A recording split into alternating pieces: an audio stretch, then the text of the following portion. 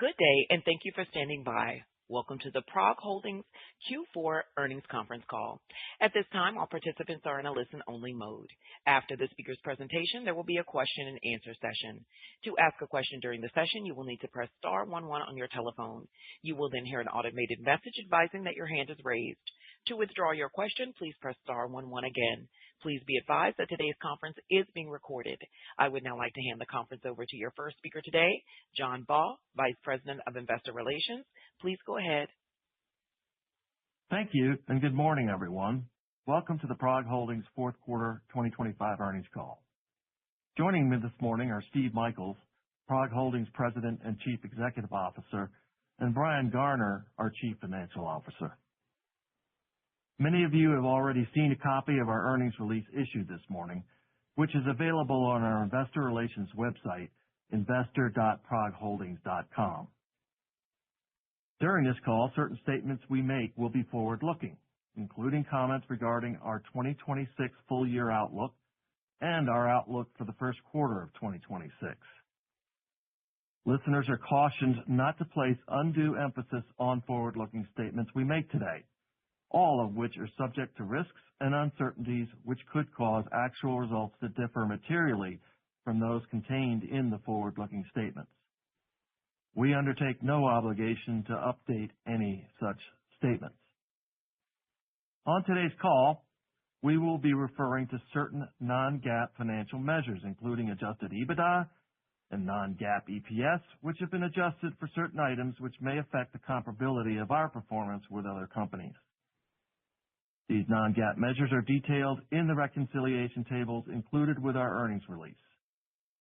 The company believes that these non-GAAP financial measures provide meaningful insight into the company's operational performance and cash flows and provides these measures to investors to help facilitate comparisons of operating results with prior periods and to assist them in understanding the company's ongoing operational performance. In addition, I encourage you to participate in our Investor Day meeting being held at the New York Stock Exchange and webcast live on Tuesday morning, March 10th at 8:30 a.m. Eastern Time. Please reach out to me at john.baugh@progholdings.com for details on how to participate. With that, I would like to turn the call over to Steve Michaels, PROG Holdings President and Chief Executive Officer. Steve?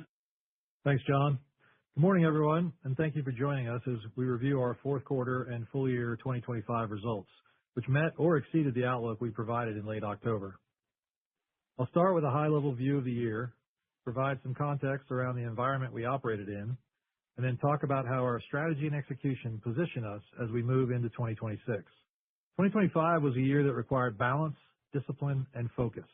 The retail and consumer environment remained challenging, particularly in the categories we serve, and we navigated meaningful disruption following the bankruptcy of a large retail partner. At the same time, we took deliberate action to tighten decisioning in our Progressive Leasing business to protect portfolio performance. Those dynamics weighed on leasing GMV, which was down 8.6% year-over-year. Adjusting for the Big Lots bankruptcy and the intentional tightening, underlying GMV in 2025 grew in the mid-single digits, reflecting operational execution and healthy demand across other areas of the business. We gained balance of share with key partners, ramped new partner activity, expanded e-commerce penetration, and built momentum at PROG Marketplace, our direct-to-consumer motion. While leasing faced some headwinds, we saw important tailwinds at our Buy Now, Pay Later platform, Four Technologies. Four delivered triple-digit GMV and revenue growth throughout the year. Four continues to scale organically with strong consumer engagement and improving unit economics, and it is playing an increasingly important role in our ecosystem. We also made meaningful progress in cross-selling our products. MoneyApp, our direct-to-consumer mobile cash advance business, and Four drove approximately $45 million of incremental leasing GMV in 2025, up from $23 million in 2024, as customers who engage with these products increasingly opted into leasing when it was the right fit. This cross-product engagement is a central element of our long-term strategy and an important offset to macro pressure in any single product. Alongside this execution, during 2025, we took a strategic step to sharpen our focus by selling our Vive portfolio. a decision that aligns with our long-term priorities around capital efficiency. Vibe is reflected in discontinued operations at year-end, and this transaction allows us to redeploy capital toward opportunities with stronger strategic alignment and return potential. In January 2026, we completed the acquisition of Purchasing Power, expanding our offerings into a differentiated channel and adding a complementary growth platform that aligns with our long-term strategy. So, while 2025 presented real challenges, it was also a year where our diversified platform mattered. We leaned into the areas of the business with momentum, strengthened portfolio health and leasing, accelerated our strategy, and took deliberate actions to position PROG for sustainable, profitable growth. Before I address consolidated full-year results, I want to take a step back and introduce how we are increasingly thinking about growth through the lens of consolidated GMV, rather than viewing GMV solely through the Progressive Leasing segment. As our ecosystem expands, GMV is being generated across multiple products, most notably leasing and Four today, with Purchasing Power becoming part of that picture as we move into 2026. Looking at GMV on a consolidated basis provides a more complete view of customer engagement, transaction volume, and the overall scale of commerce flowing through the PROG platform. Importantly, as Leasing, Four, and Purchasing Power each represent distinct reportable segments for external reporting, we will continue to provide GMV results at the segment level to maintain transparency and comparability over time. We believe this broader view of GMV will become increasingly relevant in understanding how customers engage with PROG across multiple entry points and how that engagement ultimately drives long-term value creation. For the full year 2025, consolidated GMV, which includes Progressive Leasing and Four, grew 12.1%, supported by Four's triple-digit growth at approximately 144%. Turning back to Progressive Leasing for a moment, the intentional tightening to protect portfolio performance achieved the intended benefit. Full-year write-offs remained within our annual targeted range of 6 to 8%, and gross margin expanded year-over-year as portfolio yield improved. This reflects the effectiveness of our dynamic decisioning models and our willingness to make proactive, data-driven trade-offs. At a consolidated level, adjusted EBITDA from continuing operations for 2025 was $269 million, which beat the high end of the outlook we provided in October, was essentially flat to last year, and importantly landed within the original adjusted EBITDA range we guided to back in February 2025, despite the volatility and disruption we navigated during the year. Non-GAAP diluted EPS from continuing operations at $3.51 beat both the October outlook and the original guidance we provided in February. Together, these results reflect a year where we balanced near-term pressure with long-term value creation and generated strong free cash flow to reinvest in the business and return capital to shareholders. Moving to strategy, as our business has evolved, so has the way we think about our three strategic pillars: grow, enhance, and expand. While the pillars themselves remain the foundation of our strategy, the way we execute against them is increasingly shaped by our multi-product platform. Rather than viewing Leasing, Four, Money App, and Purchasing Power as standalone products, we operate the business as a connected platform, where growth, customer experience, and product innovation reinforce one another. This ecosystem-first mindset is becoming a meaningful accelerant across all three pillars. Under our Grow pillar, our focus is on expanding the company by strengthening our industry-leading partnerships and scaling our direct-to-consumer channels, with growth accelerated by customer engagement across our products. In 2025 at Progressive Leasing, we grew balance of share with some existing retail partners by deepening integrations and executing joint initiatives across marketing, digital, and in-store workflows. Even in a soft retail environment, these efforts allowed us to capture incremental GMV within existing doors by improving application flow, waterfall execution, and conversion across channels. Direct-to-consumer was another key growth driver. PROG Marketplace expanded meaningfully in 2025, delivering approximately $82 million in GMV, nearly doubling year-over-year and exceeding our previously communicated target. Additionally, our e-commerce channel scaled, with e-commerce GMV reaching an all-time high of approximately 30% of total Progressive Leasing GMV in the fourth quarter of 2025 and 23% for the full year, compared to 17% in 2024, reflecting the shift towards digital engagement and the strength of our omnichannel strategy. Marketing is central to this pillar, and our approach has evolved. In 2025, we expanded partner marketing programs with retailers while also scaling cross-product marketing, using shared customer data and insights to engage customers more intelligently. A clear example of this is the previously mentioned $45 million of leasing GMV generated through marketing to Four and Money App customers during the year, which on a standalone basis would rank as a top 10 retailer within the PROG leasing platform, underscoring the power of a connected approach. Under the enhanced pillar, our priority is delivering an industry-leading consumer experience, one that is simple, efficient, and intuitive across every interaction. In 2025, we made meaningful progress improving how customers interact with PROG through digital channels. We expanded self-service capabilities within our mobile app, allowing customers to manage accounts, make payments, and engage with our products more seamlessly.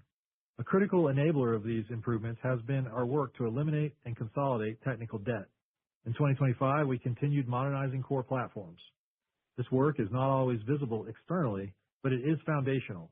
For example, we have improved the scalability of our back-end systems through an ERP implementation, optimized our usage of cloud-based resources, and enabled faster product iteration, delivering more consistent experiences and better use of customer and decisioning data. Additionally, our innovation team at PROG Labs is at the forefront of customer experience through the use of AI. As we look back on 2025, I want to highlight how AI has moved from an area of experimentation to one of real impact across the business. This was the year where AI became embedded into several aspects of how PROG operates, not as a separate initiative, but as a set of capabilities directly supporting growth, efficiency, and execution. The focus was simple: apply AI where it improves speed, decision quality, and outcomes for customers, retailers, and our teams. In 2025, we embedded AI across operations and customer engagement. Piper Plus, our internal AI assistant, resolved over 18,000 inquiries, with more than half handled on first interaction, improving efficiency and reducing friction. Our AI-enabled flexible lease engine improved decision speed by approximately 75% and lifted marketplace conversion, while AI-driven marketing delivered stronger returns and lower acquisition costs, all supported by robust governance and human oversight. Equally important, in 2026, we are focused on enabling our people. More than 600 knowledge workers have access to secure AI tools for everyday use and the development of digital agent employees. We're not building AI for specialists. We're making it accessible across the organization. Our focus is on scaling these capabilities, including the deployment of more autonomous digital agents to drive productivity, quality, and function-level efficiency.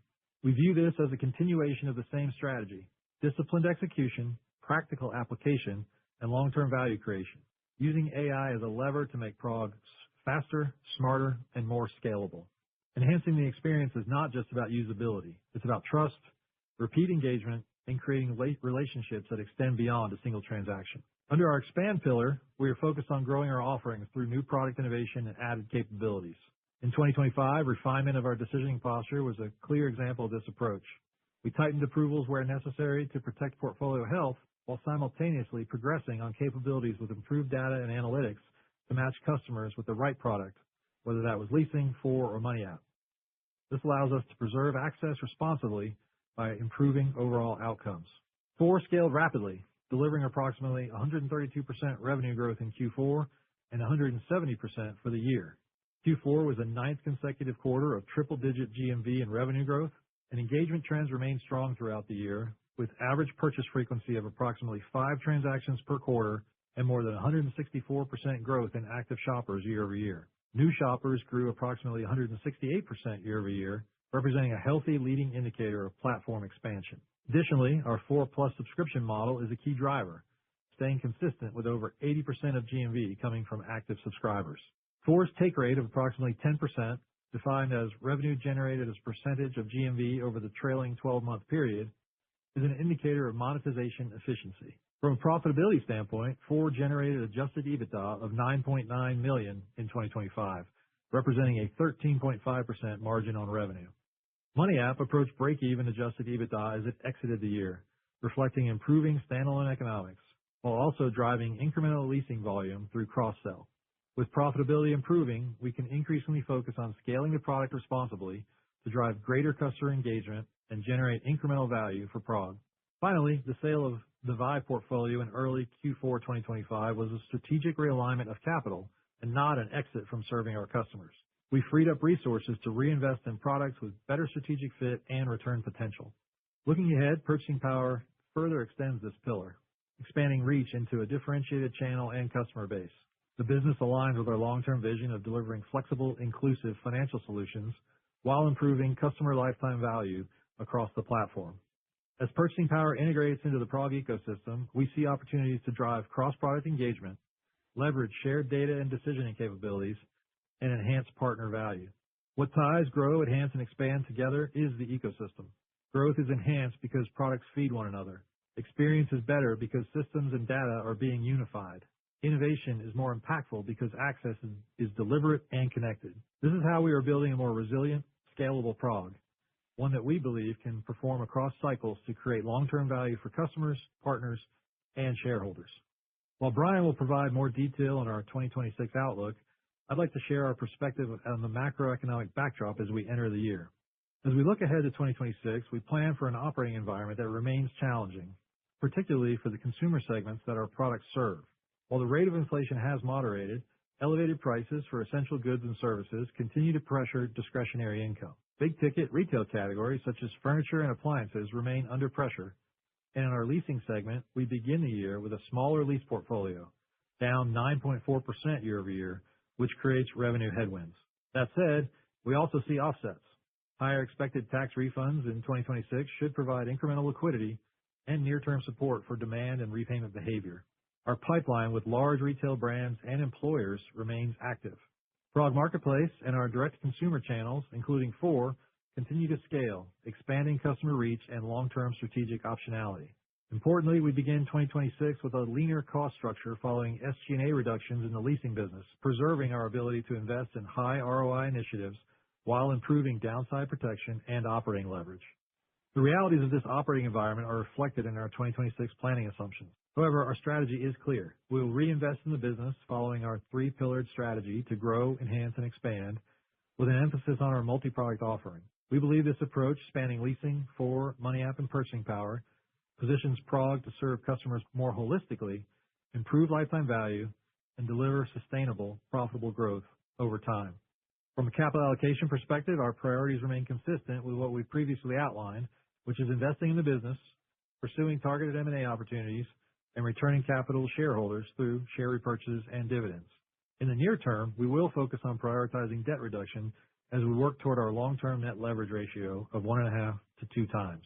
Before I close, I'd like to welcome Lee Wright to the PROG leadership team as President of Purchasing Power. Lee brings more than 3 decades of leadership experience across retail and consumer finance, including his most recent position as CEO of The Vitamin Shoppe. He has deep expertise in credit, collections, and capital markets. Lee's operating discipline and experience scaling consumer finance platforms make him well-suited to lead Purchasing Power's next phase of growth for PROG. We're excited to have him on the team as we integrate the business and unlock its long-term potential. In summary, 2025 was a year of discipline and progress.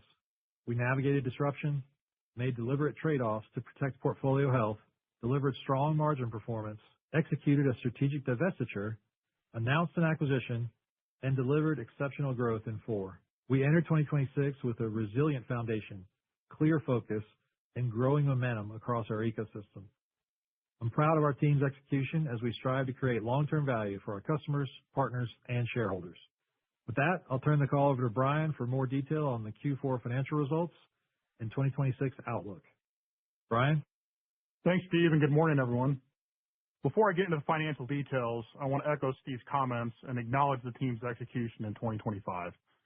Delivering essentially flat adjusted EBITDA for the year and within the original outlook range of $260 to $280 million provided in February reflects disciplined management of the factors within our control, alongside ongoing investment in the long-term earnings power of the business. I'll start with a summary of the fourth quarter results, then cover consolidated performance for the year, discuss the balance sheet and capital allocation, and finish with a few comments on our 2026 outlook. As a reminder, Vive, which we sold in October, is reflected as discontinued operations in both the fourth quarter and full year results. We are pleased to highlight that for continued operations, Q4 consolidated revenues were within our outlook range provided in October, and our adjusted EBITDA of $61.5 million, along with the non-GAAP EPS at $0.74, exceeded the high end of this outlook. Our fourth quarter results were consistent with the trends we saw throughout 2025, disciplined portfolio management and leasing, and execution across our diversified platform with triple-digit growth at Four Technologies. Despite GMV and revenue headwinds in our leasing segment, we delivered margin expansion through healthy portfolio performance, partially offset by investment in strategic growth initiatives. Beginning with the Progressive Leasing segment, fourth quarter GMV declined 10.6% year-over-year, driven primarily by two factors: the impact of the Big Lots bankruptcy and our intentional tightening actions. Excluding approximately $40 million associated with Big Lots and $30 million related to decisioning, underlying GMV grew 1% year-over-year, despite ongoing pressure on our consumer.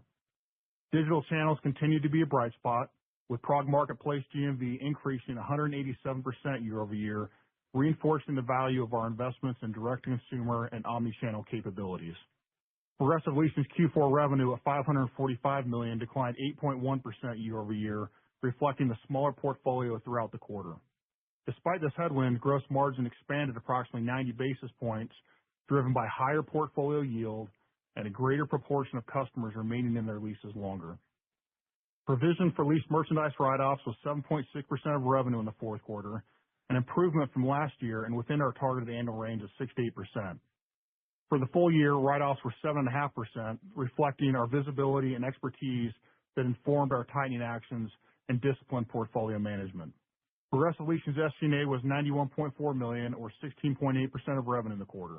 The year-over-year increase was primarily driven by approximately $5 million of one-time costs related to a partner bankruptcy and incremental investments in technology and infrastructure to support future growth. Adjusted EBITDA for the Progressive Leasing segment at $63.9 million declined modestly, reflecting the impact of a smaller portfolio, partially offset by margin expansion of 90 basis points, driven by higher portfolio yield and the sale of aged receivables. Q4 adjusted EBITDA margin for Progressive Leasing came in at 11.7% and 11.4% for the year, which is within our 11%-13% annual margin target. Turning to our other businesses, Four delivered another quarter of triple-digit GMV and revenue growth. While Four reported an expected adjusted EBITDA loss of $1.2 million in the fourth quarter due to seasonal dynamics and upfront provisioning for holiday originations, performance for the full year was strong. In 2025, Four generated approximately $736 million of GMV, representing 144% growth year-over-year, and delivered approximately $10 million of adjusted EBITDA, a meaningful improvement from a loss in 2024. These results reflect improved unit economics, disciplined underwriting, and increased scale across the platform. Money App also performed in line with expectations, reaching approximately adjusted EBITDA neutral performance for the quarter and playing an increasingly important role as an engagement and cross-sell engine. Money App drove significant incremental leasing GMV in 2025, reinforcing the value of our ecosystem approach. At the consolidated level, fourth quarter revenues from continued operations declined 5.2% year-over-year to $574.6 million, reflecting the smaller leasing portfolio, partially offset by triple-digit growth at Four. Consolidated gross margins improved 284 basis points to 36.3%, driven by margin expansion at Progressive Leasing and a shift towards higher margin Four revenue. Consolidated SG&A from continued operations for the quarter increased to 19% of revenue, reflecting investments in technology and the previously mentioned one-time partner-related costs. Consolidated adjusted EBITDA declined 4% year-over-year to $61.5 million, or 10.7% of revenue, as lower leasing profitability weighed on consolidated results. For the full year, consolidated adjusted EBITDA from continued operations totaled approximately $269 million, or 11.2% of revenue, and non-GAAP diluted EPS was $3.51, both exceeding the high end of our outlook we provided in October.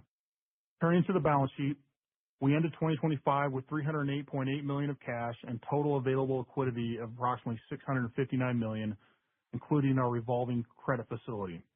Net leverage at December 31st of 2025 was 1.1 times trailing 12 months adjusted EBITDA. As previously disclosed, following the acquisition of Purchasing Power on January 2nd of 2026, net leverage increased to approximately 2.5 times. Importantly, these leverage metrics exclude the non-recourse ABS debt used to fund Purchasing Power's operations. In 2025, we generated healthy operating cash flow and returned capital to shareholders through dividends and share repurchases.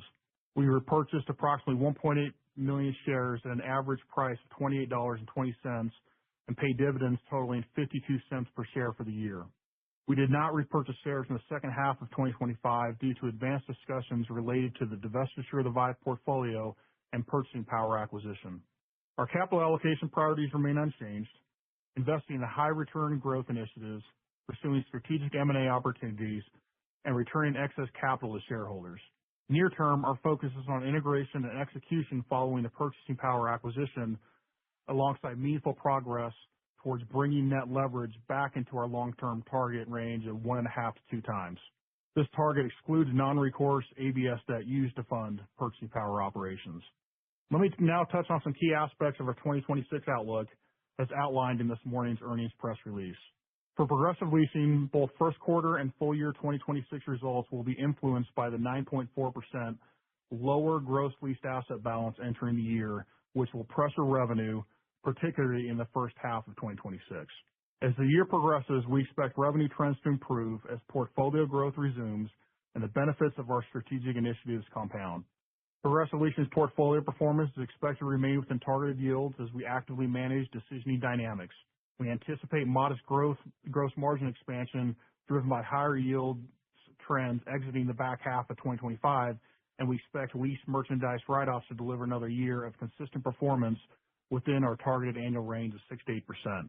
We expect Progressive Leasing's SG&A to remain flat to 2025 as a percentage of revenue and EBITDA margins to expand, reflecting our deliberate effort to align expenses with the revenue trajectory while continuing to prioritize high return initiatives. Our approach remains disciplined, eliminating unnecessary costs and managing spend through a portfolio lens to optimize return on investment. Turning to our other segments, Purchasing Power is expected to contribute $680 to $730 million of revenue and $50 to $60 million of adjusted EBITDA for the full year. While we typically do not provide quarterly outlook for our operating segments, Purchasing Power is new to our portfolio, and we think it's important to highlight the seasonal dynamics of this e-commerce business. Historically, Q1 is the lowest revenue and earnings quarter of the year, and as such, we expect Purchasing Power's first quarter to be roughly break even on an adjusted EBITDA basis. For the balance of the year, it follows similar trends as holiday-centric retailers, with fourth quarter contributing the most revenue and earnings. We expect Four Technologies to deliver another year of significant revenue growth alongside expanding adjusted EBITDA margin as the platform continues to scale. Turning to 2026 consolidated outlook for continuing operations, we expect revenues to be in the range of $3 billion to $3.1 billion, adjusted EBITDA in the range of $320 million to $350 million, and non-GAAP EPS in the range of $4 and $4.45. This outlook assumes a difficult operating environment with soft demand for consumer durable goods, no material changes in the company's decisioning posture, an effective tax rate for non-GAAP EPS of approximately 26%, no material increases in the unemployment rate for our consumer, and no impact from additional share repurchases.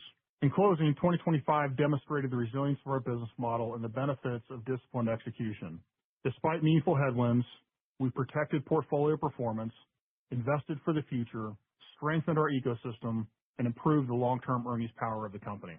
As we enter 2026, we remain confident in our ability to navigate a challenging environment while continuing to build long-term shareholder value. I'll now turn the call back over to the operator for questions. Operator? Certainly. As a reminder, to ask a question, please press star 11 on your telephone and wait for your name to be announced. To withdraw your question, please press star 11 again. Please stand by while we compile our Q&A roster. And our first question will be coming from Kyle Joseph of Stephens. Your line is open. Hey, good morning, guys. Thanks for taking my questions. A lot of positive things going on, and yeah, welcome Lee. But yeah, wanted to dig in on Purchasing Power a little bit. Obviously, that's one of the businesses we're least familiar with, but just give us a sense for how you expect that segment to perform maybe versus 25. Appreciate the color you gave on seasonality, but kind of how you're thinking about that business in terms of growth versus 25, and then, what sort of levels of synergies you expect in 26, and, if there's any incremental juice to squeeze beyond that. Thanks. Yeah, good morning, Kyle. Thank you. Yeah, we're excited about Purchasing Power. Obviously, we closed it here 45 days or so ago. The outlook that we provided this morning was consistent with what we gave when we did the announcement back on December 1st, I think it was the date. That revenue outlook implies a low double-digit revenue growth for the business.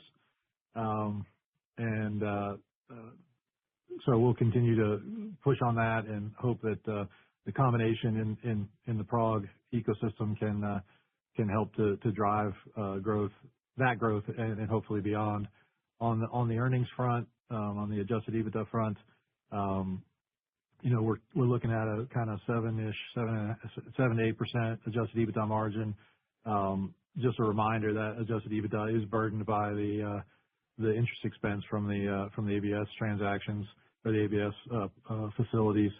We look for opportunities to expand that EBITDA margin over time.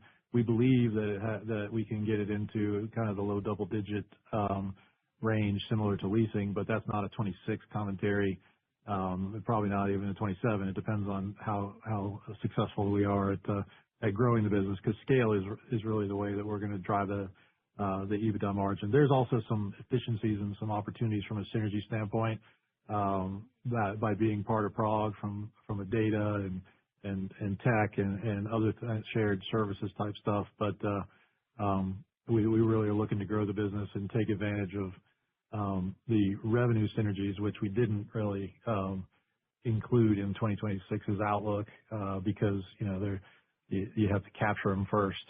But there's, we believe, tons of opportunity across the retail partners that we serve, the employer clients that happen to be retailers that Purchasing Power serves, as well as cross-marketing different products within the Purchasing Power system. So we're excited about the opportunity. We're hitting the ground running and moving as fast as we can. It's not going to be straight up and to the right as it never is with integrating an acquisition, but we're excited about what we can accomplish there. Great. Really helpful. And then shifting to the credit for the outlook, I know you guys talked about, at least on leasing, remaining within your goalposts in terms of loss expectations, but, just walk us through some of the puts and takes. Obviously, macro isn't perfect by any means. You guys tightened underwriting there. A lot of headlines about, elevated tax refunds. And I think, historically we focused on leasing. I think if you could give us kind of your sense for credit outlook by product, given some of the other contributions, particularly for and Purchasing Power, I think that'd be helpful. Thank you. Yeah, I can start, and Steve, anything you want to add? Good morning, Kyle. Yeah, I think just starting with Progressive Leasing and what's baked into our view for 26 from a credit perspective. So we're encouraged by what we're seeing thus far in terms of the outcome of our tightening efforts a year ago, and we have not had the need or seen the data reason to tighten substantially or make more significant moves. So I like where we're sitting. I like what we saw here in Q4 with a 7.6% write-off for leasing. That's improved from a year-over-year perspective about 30 basis points. And I think as we're watching these early indicators, whether it's news on the student loan front or pressure on the subprime consumer more broadly, we're watching as you see in auto delinquencies and elsewhere. Those are all data inputs that we're actively managing, and we're feeling comfortable about our current decisioning posture, but we will continue to watch it. I think just kind of stepping through to 4, you have observed kind of, I just want to draw your attention to, and maybe everyone's attention to, some additional details on 4 that are provided here as we've reported out as separately as a segment for all of 2025. And there's additional details in the K that will be forthcoming here this morning. But here in the earnings release as well, you're able to see kind of the provision that is attributed directly to Four, and you can see their performance there.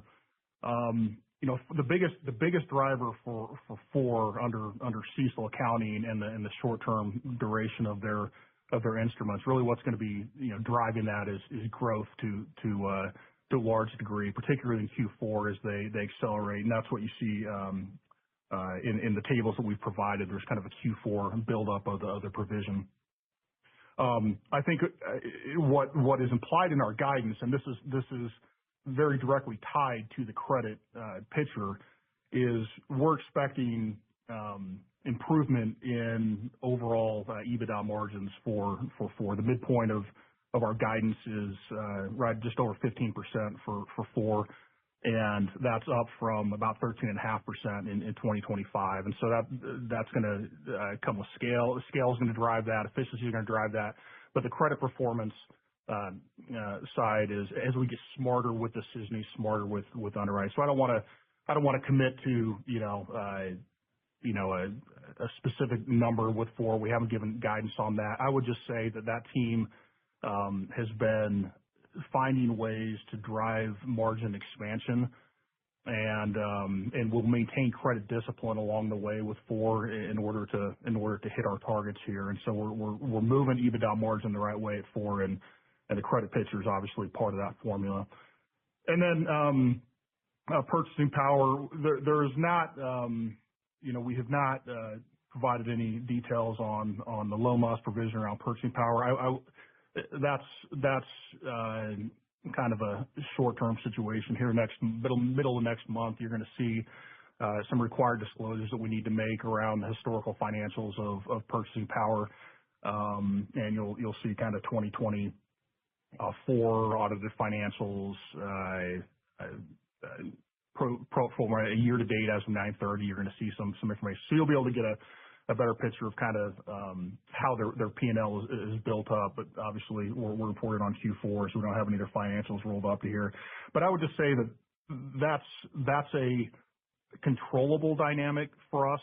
We are at a starting point where we feel there is a tremendous amount of opportunity for us to overlay our expertise. We feel that we've developed over the years to that business and leverage our knowledge around this consumer and how best to serve them. And so I think there's plenty upside on that front is what I would say. I don't know if you have Steve. Great. Thanks, Brian. Really helpful. Last one for me, and I can get back in the queue. I was gonna, given where we are in the year, gonna ask the obligatory pipeline question, and I'm still curious to hear your perspective there. But I also want to ask about kind of the evolution of the sales process now that you guys have so many different products available. Yeah, Kyle, maybe I'll let somebody else ask the pipeline question. But I mean, you're talking about the biz dev, the pipeline with the different products. Yeah, I mean, we're incorporating Four and Money App into our discussions as it relates to our existing relationships, and we expect as we move forward, Purchasing Power will have additional products on its voluntary benefits platform that will help with landing new employer clients as well. So that it continues to evolve as our overall ecosystem strategy, and we'll certainly talk more about that at the Investor Day. Great. Thanks for taking all my questions. And our next question will be from Harold Groch of B. Riley Securities. Harold, your line is open. Hey guys, thanks for all the information and detail. Wanted to ask about Purchasing Power and the ABS transactions they do that are embedded in the cost of sales. Like, how long has Purchasing Power been an ABS issuer, and what kind of interest rates are they charged? I mean, are they basically, what's their cost of capital? And for those transactions historically been, and what do you think you can do embedded in you with a larger company? They've been in the market for, I'll say, many years. I don't know the exact number of years, but they're a seasoned issuer. Okay. We are actually in the market right now to replace an expiring facility, the 2024A facility, we expect that we can improve on those economics, but we can't commit to anything until the deal's closed. Oh, okay. And in the BNPL segment, the growth is just, best in class. Maybe you could just give us qualitatively, you're basically growing 2x even the next closest peer, maybe from a smaller base, but maybe you could share with us your thoughts on qualitatively, quantitatively, how this growth has been so outstanding, and any commentary on losses and merchants that you're having success with. Thanks. Yeah, and kudos to the team. They're doing an awesome job, and I don't want to take anything away from the team, but I would point to what you said, which is it's from a smaller base, but we do. Yeah. We're very, very, very excited about the ability to acquire customers both organically and then through a paid marketing motion, and we saw very strong acceptance, if you will, of the product in the back half, and expect that to continue in 2026. Our 4+ subscription service is getting wide acceptance and actually exceeding our expectations as it relates to active subscribers. It does have churn like all subscription providers do, but it's below below what we had forecast, and we basically executed through the holiday season with a higher base, which helped for us to outperform our internal forecast for the quarter. It's a direct consumer model, right? So it's not really based on merchant traffic in their checkout card. It's flowing through the 4 app, which has great user reviews, star ratings. It's highly ranked in the App Store, depending on where we are in the market from a paid marketing standpoint. And we're really seeing a nice balance of customer acquisition, repeat usage, and broadening that platform. So, when the law of big numbers kicks in, I do expect that the growth rate will decelerate, but it'll decelerate from a very high level, to your point. And we put out some guidance this year that implies a growth rate, and that team is highly motivated to even beat those growth rates, and we'll do it in a disciplined way. We are continuing to tweak and optimize the underwriting, but there's some seasonal dynamics to that where you do take on some more risk in fourth quarter, but that is still a high ROI action because you turn many of those new customers into de-risked repeat customers, and it helps to drive GMV as the rest of the year goes on. So, we look forward to continuing to update you on the progress, and we expect the progress to be impressive throughout 26 and beyond. Excellent. Thank you. And our next question will be coming from Brad Thomas of KeyBanc Capital Markets. Your line is open, Brad. Good morning. Thanks for taking the question. A lot of exciting things happening over there to ask about. But I maybe wanted to start with GMV if I could. And I think if I've tracked the numbers right, you said the underlying business, ex the tightening and Big Lots, was up about 1%. I think that was a little softer than where you had been tracking in recent quarters. Just curious if there was any color on how things were trending, by category or with partners or anything else that you'd seen here in the quarter. Yeah, Brad, thanks. And yeah, as it relates to leasing GMV for the quarter, I would say that it was a little softer than our internal expectations. And it's always difficult to forecast GMV on the third week of October before the holiday season kicks in. But what we saw is really weakness in kind of late October and the first 3 weeks of November. And it's difficult to pinpoint it exactly, but the one kind of data point that was out there was this government shutdown, and it just seemed like there was maybe a little bit of hesitation on behalf of the consumers to enter into new deals and take on new originations. And that's not a commentary on us having much exposure in the leasing business to government employees, because we don't. And to the extent we do, it's mostly military, and we're not even aware that they were impacted from a pay standpoint. It just seemed to have kind of like a negative headline effect on trading, because what we saw is the Black Friday to Cyber Monday period was actually okay. And we had actually a nice rebound in December, and had the best performance of the quarter, and actually best performance for a month in quite a while for 2025. So there was, the quarter came in a little bit below where we expected. And that was the cadence of it. It was a weak October, a weekish October, a weekish first 3 weeks of November, and then a rebound into the holidays and into through Christmas. That's really helpful, Steve. And as we think about GMV for 2026, a bright spot will be that, Big Lots headwinds start to get out of the system as we go through the first half. But I know you've had at least one other retail partner that's gone bankrupt. Can you help us maybe size how much of a headwind that will be? Yeah, thanks.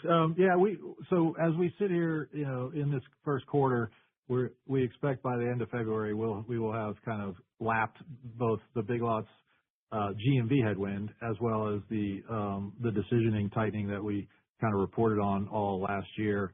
And so it's our expectation that as we get into a clean quarter, kind of in Q2, we'll see improving GMV trends. We're not going to be talking about that other. We're not going to have a repeat of 25 where every quarter we're talking about the headwind related to the bankruptcy of that other partner, because we're just going to execute against it and cover it up with hopefully growth elsewhere. So we look forward to getting into some calm waters, lapping those two discrete items that we talked about all of 25, and delivering some improving results, certainly in the first half, and then better than that in the second half. I appreciate that color. Maybe moving on to cash flow. I apologize if I missed it. I know you guys are usually a very capital light business, but any color on where CapEx may be now that you own purchasing power, and particularly as we consider the impact of the One Big Beautiful Bill, how are you thinking about free cash flow for this year, considering the EBITDA guidance? Yeah, I can start. I think we're feeling good about the cash flow dynamic. You mentioned the One Big Beautiful Bill. That's the impact of that. That bill had about call it $25 million impact in terms of incremental cash impact in 25, and we expect, we talked about nine figures, so right around call it $100 million in 26, and so the cash generation there is certainly positive. As I just kind of think about what I expect in 26, is kind of work down the cash flow statement. I think the Progressive Leasing segment is going to do what it's really always done, which is generate a lot of cash that gives a lot of optionality. And growth rates will impact that. But I think as you kind of, look at what historical cash flow from operations has been, largely that's generated by the Progressive Leasing segment. And I think, those are, will stay within a reasonable range of what we've generated historically, kind of at these projected growth levels. And I think, so the questions are, what do you do with that cash flow? Like Steve mentioned, we're going to emphasize delevering our balance sheet. So we came out of the Purchasing Power acquisition with about 2.5 times excluding non-recourse debt. We've got an emphasis on paying down that debt, and I think it's not a stretch to say we'll be kind of approaching that 2 times turn pretty quickly. So here this year. So I think there's an emphasis on that. And then you look at what we're doing with cash flow from investing. You see the channel of cash flow into new loans at 4 And that's we're pleased to send as much their way as we're able to originate with discipline. And so, if we were to use up a meaningful portion of that cash flow from Progressive Leasing and channel it to Four, I think that means we're doing the right things over there. And so there could be some cash usage there at Four, and that purchasing power is largely going to they have optionality around their ABS facilities, and I think we'll kind of reassess and look to optimize where it makes sense how we're utilizing cash versus leaning on the ABS. But the ABS picture will continue to be a meaningful part of how they're financing their business, and they have a strong cash flow profile as well. So that's why I'd say just kind of you're thinking through the gives and takes in cash. But the net is we're going to have more than we need here this year to run the business, invest in new businesses, and also make other decisions. And our next question will be coming from Bobby Griffin of Raymond James. Your line is open, Bobby. Good morning. This is Alessandra Jimenez on for Bobby. Thank you for taking our questions. I first wanted to follow up on Kyle's earlier question. What do you think is the largest synergy opportunity within the purchasing power segment? And what do you expect to benefit the P&L over kind of the early integration period versus a multi-year opportunity? Yeah, I mean, the largest opportunity is to accelerate the growth rate of the business. We've got a great, even before we bought them, they have a great install base of client partners. But we believe we can help get better penetration into the existing eligibles, which are basically the employer partners' employees, as well as add new partners to the platform, and also help with the direct-to-consumer channel, what they call the PPC Select or the PPC Direct. So there's lots of scale opportunities. That's the largest opportunity, and that's what we're going to be driving. At the same time, just like we always do, we're going to look for opportunities on the cost side and improvements in the data side and on the collection side. We certainly underwrote some of that in our diligence process, but the growth side is where the most exciting synergies are. Okay, that's helpful. And understand it's still early in kind of the tax return season, but are there any reads on how the tax returns are progressing so far this year?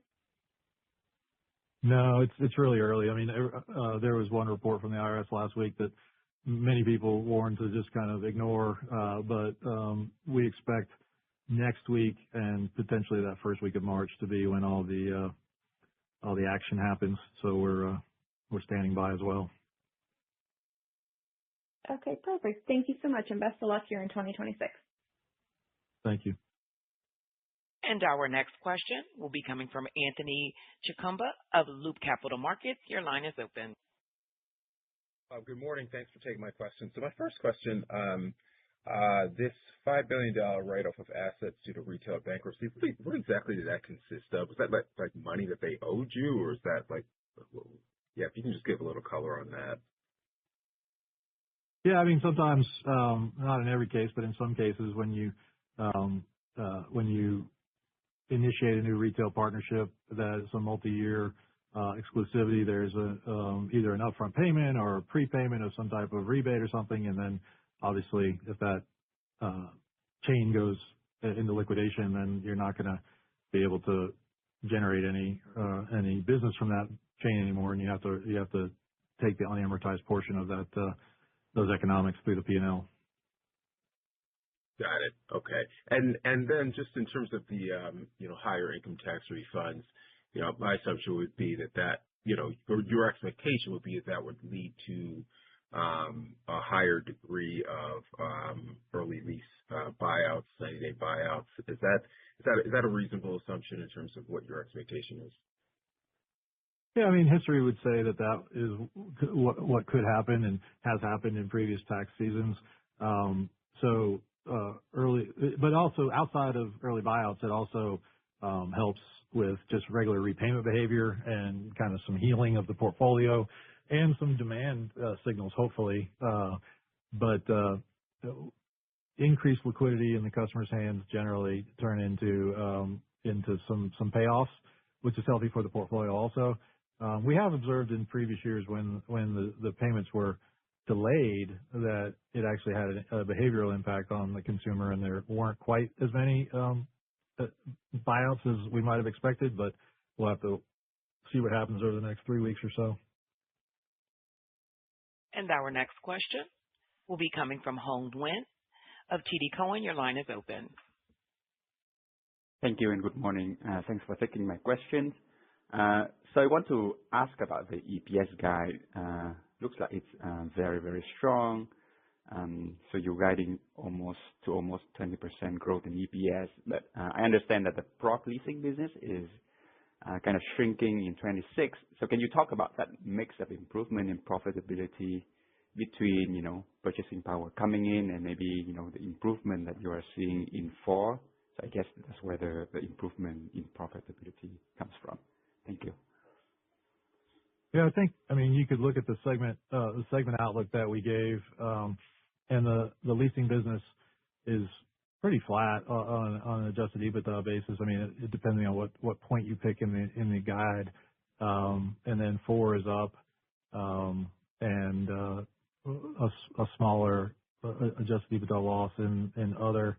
And then purchasing power, we've said we believe it's a double-digit accretive acquisition for 2026. So I think those are kind of the building blocks to the EPS guide. Got it. And maybe I want to ask again on the tax refund season, because I think over the past maybe 3 or 4 years, there were years when, you guys kind of saw the Goldilocks environment, right, where people have the money, but they kind of stay in the lease for longer. And when they are very flush with cash and then, they kind of pay down, and then that kind of crush the gross margin. So, how should we think about it this year? Because we're seeing average refund actually up 10% based on the earliest data. So, how should we think about which direction it's going? Thank you. Yeah, that's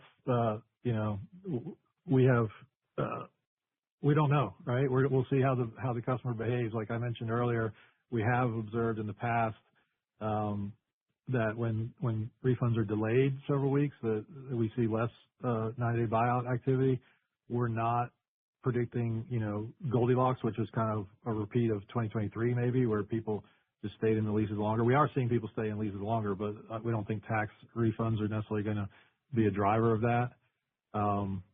And it really depends on there's a lot of reports on what the average size or the size of the average refund is, and how that slices and dices between kind of someone making 40 to 100,000 versus someone over 100,000, which generally isn't our customer, not always, but generally isn't. So we'll see if that 10%, if it stays at 10% higher, I don't think it'll change behavior all that much. If it comes in at 30% higher, then I think it could potentially cause some more 90-day buyouts, which would have an impact on gross margin.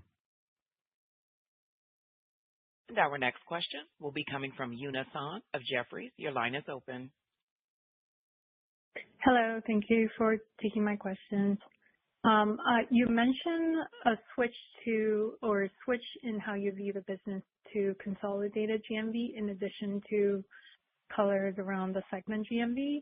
Could you expand a little more on that, and how would that change how you or we should think about the drivers of the business, seasonality, momentum, segment contribution? Anything will be helpful. Yeah, I think the statement that we believe that with 4 and leasing and now purchasing power kind of all having the equivalent of GMV, we believe that a consolidated GMV is a more holistic way to measure the amount of commerce going through the PROG platform. It doesn't change the fact that we're going to be tracking leasing GMV and tracking 4 GMV because all GMV is not created equal, and they have different paths. They have different conversion into revenue and different paths through the P&L. And so while we think it's a useful metric that we will be talking about, you shouldn't and we will not get away from tracking the individual segment GMV results. And I think that, the fact when we give revenue guide for each individual segment, implied in that is an expectation around GMV. So it's not a departure. It's just a click up on the kind of global view, and we think it's helpful. Thank you. And my next question is on expense cadence throughout 2026. Is there any cadence or investment throughout the year that we should think about, and how would that impact segment margin dynamics, especially for where the margin is right now versus where the guide is? Thank you. Yeah. So if I just go segment by segment. On the Progressive Leasing side, I think we indicated that our expense cadence or our expense overall will be consistent with last year in terms of percentage of revenue. There's not much in the way of lumpiness along those lines. And there's variable cost tied to revenue, and so as revenue is seasonal, so will some of those costs. But there's not a significant bullet at any point in time to put on your radar. I think the same case with Four. There's always continued investment, but nothing that jumps out as significant. I think the biggest margin drivers there again are going to be obviously optimization and growing EBITDA margin over the course of the year, just as they get more efficient and better able to manage the portfolio. And then nothing really to point out at Purchasing Power. Obviously, there's anytime you acquire a private company and you're going through getting them ready to be public, there might be some front end costs. So maybe there's a little bit more of a front weighted slightly, but nothing that I would say materially you should factor in. And our next question will be coming from Vincent Caintic of BTIG. Your line is open, Vincent. Hey, good morning. Thanks for taking my question. I wanted to follow up sort of on the seasonality discussion again in terms of the guidance. Strong full year 2026 guidance, first quarter guidance is a little bit more mixed. So I'm sort of wondering, so you just gave the expenses, that's really helpful. How should we think about the revenue side and the inflection through the year? I think you've already provided Purchasing Power has that seasonality, which you discussed in terms of revenues. For Four, should we kind of be expecting this continued acceleration as you've been experiencing? And then for the leasing business, so you talked about your lapping both the loss of the partner as well as tightening underwriting in February. Is there sort of any way to kind of get a sense of what underlying GMV would have been without that? I know you said without Big Lots, it would have been 1% higher, but I'm sort of thinking like, how does the cadence look like from second quarter onwards? Thank you. Yeah, I mean, I'll try and help you there. I mean, you talked about Purchasing Power. With it being new to the platform, we want to give that quarterly color, and so it's roughly kind of break even in Q1, and then obviously we're guiding to 50 to 60. So and Q4 it's a holiday centric retailer, so Q4 will be the strongest quarter from a revenue and earnings standpoint. Four has seasonal dynamics as well. Q1 will be a strong profitability quarter because of the revenue and fees generated off of the really high GMV from December that got provisioned in December and hasn't had a chance to generate the revenues as much yet. We'll continue to, at our growth rates that we're projecting, we'll have another big fourth quarter next year, or this year, sorry, and we'll see if it, like last year, it caused us to swing to a loss, although a small loss, but a loss in Q4 from an adjusted EBITDA standpoint. We'll see what happens this year based on scale and other factors. But Q1 is a strong earnings quarter for that business. I mean, leasing is starting. I would say more so from versus the GMV front. It's starting at a 9.4% smaller portfolio than it had at the beginning of the year due to the GMV from 2025. So from a revenue standpoint and an earnings standpoint, there's a kind of an uphill climb there that, in the first half that hopefully gets better in the second half. From a GMV perspective, we are lapping those two discrete items, and hopefully those are behind us. Well, those will be behind us here at the end of February, and so we'll see some improvements in GMV performance as we get out of the first quarter, into the second quarter, and into the back half. I guess that's the color we can provide on the quarterly version of the annual guides. Okay, that's helpful. Thank you. And last one for me. So we talked tax refunds a little bit already, but maybe if you could talk about just broadly what your expectations are for tax refunds and what's built into the guidance. Thank you. Yeah, similar to what I said. I mean, there's lots of reports that they're going to be 30% higher this year. I'm not positive that our customer base is going to see that type of a percentage increase because of some of the things that are available in that tax bill are not available to our customer at their income level. However, we do expect it to be higher, and so somewhere between probably 10 and 30%. And if that's the case, we'll see an inflow of cash, which is always good. Hopefully, we'll see some demand signals on the GMV front. And it remains to be seen just what the the 90-day buyout activity will be. So we have some estimates that it's a little more active tax season than the past, which I think is reasonable based on the fact that we think the liquidity position will be higher. And I would now like to turn the conference back to Steve for closing remarks.